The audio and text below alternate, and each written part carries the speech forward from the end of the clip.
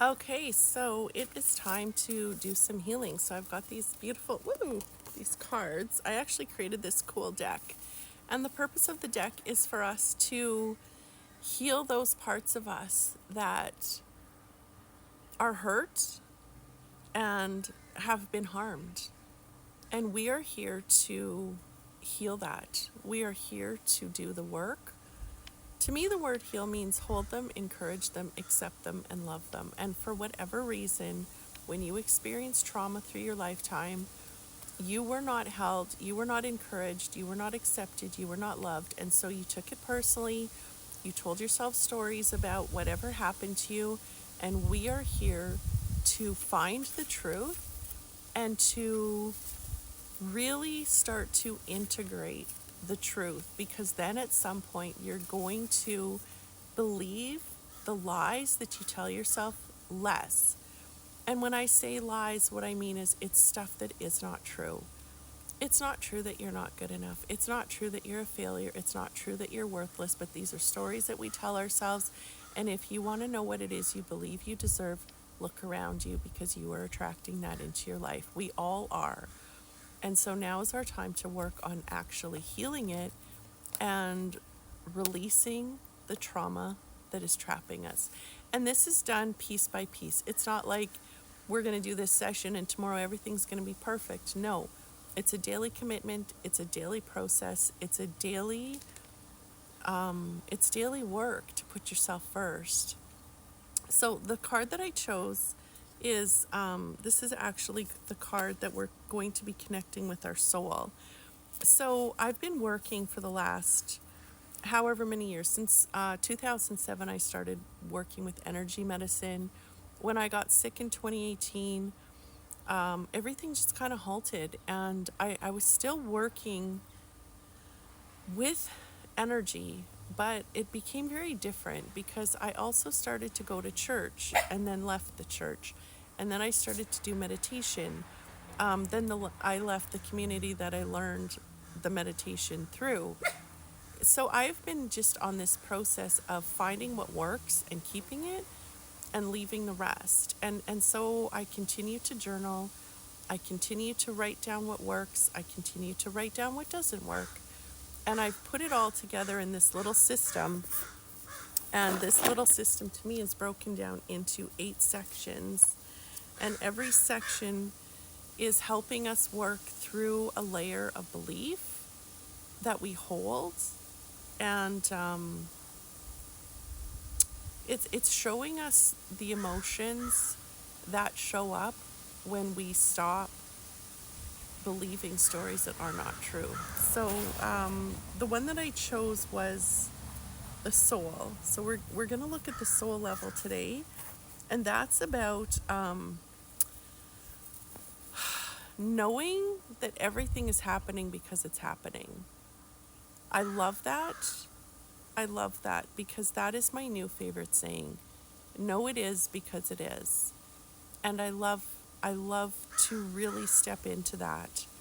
And also another part of connecting with our soul is to really bring forth our destiny. I believe that we're all destined to do some really amazing, wonderful, cool things on this planet. And as long as we're stuck trying to please other people or trying to make things work according to society's, view of success, we're actually holding ourselves hostage and we're not stepping into our destiny. So that's what we're going to work on today. And we're going to see what we're going to heal in order to do that. So this first card, I was shuffling the wrong cards. This first card is going to show us the body part where this trauma is being stored, because the trauma in this layer is shame. So we're working with shame today. Anything that is telling us that there's something wrong with us, that is what we're working through. So we're going to work on the level of our connective tissue, which is everything that connects everything in our bodies. And then we're going to also look at a system that we're going to keep in our focus. And that system is the reproductive and the urinary tract. Okay, so that's interesting. So let's keep that in our mind. And then we're also going to look at a part of the brain that we're going to use in order to heal these beliefs, because the beliefs, like I said, is there's something wrong with me. So something that happened in our lives, likely repetitively and very strongly, because when we have these repetitive feelings, and the stronger that feeling is, the deeper it's programmed. So we're going to look at the prefrontal cortex, which is dealing with states of consciousness, social responsibility, affection, and empathy. This is also what helps us express joy and sadness, hope and despair, problem solving. Okay, so let's just keep all of that in our mind. And we're going to sit, and I invite you to place your hand on your heart. And we're just going to sit in the space between our thoughts, where love lives and truth speaks, where peace flows and joy dances. And when you're in this space, just imagine connecting to your soul. Imagine what your soul would look like. Imagine how your soul would feel. Imagine what your soul would say. And see your soul taking your hand. I don't know why, but I always see the soul as a cloud. There's this fucking funny, it's literally, to me, the funniest and wittiest cartoon character I've ever seen, and it's the cloud that shows up on the Trolls movie. I just love it. And that's how I always see my soul. So you can see your soul in any different way, but imagine your soul taking your hand and walking you down a road. And see your soul saying, my dear, this is what is in store for you. Look at the blessings. Look at your life. You might not see specific details, you might, but just really get this feeling of how expansive and just how expansive it feels to live in abundance. To wake up in the morning and know that you get to do what you love, and you don't have to worry about getting paid for it, because it's just going to happen. You get to connect with wonderful people, you get to do wonderful things, and you know that you're being led. You know that this is your soul's purpose. You know that this is your destiny. So you don't have to try. What you get to do is listen. You get to listen and be led. You get to wake up and follow your passion. Do what you love. Yes, you might have to get a job sometime to pay the bills until this happens, but that also is going to be divinely orchestrated. But really sit with this being led, and stay curious, and be consistent, because what you want to really reach is this state of flow.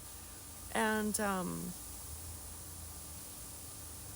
this is where we're living. Like, this is the epitome of life. Not getting by. This is living. Like, really imagine what that means to you.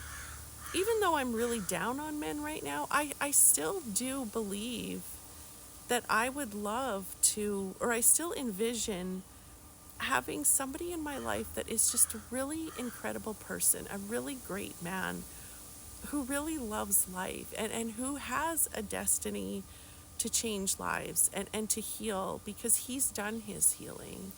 I see my kids, just being so happy and so abundant themselves, and creating their own beautiful futures, and finding things that they love, and being surrounded with people that they love. So just continue to imagine this today, and really feel it in your heart, and really notice that you seeking something is holding you back from your destiny. You denying anything is holding you back from your destiny. There's always these two polarities. So trying to prevent what you don't want and trying to create what you do want, these are also ways that you trap yourself. Be here in the moment, be in flow, listen to your soul, feel it, and be led to it.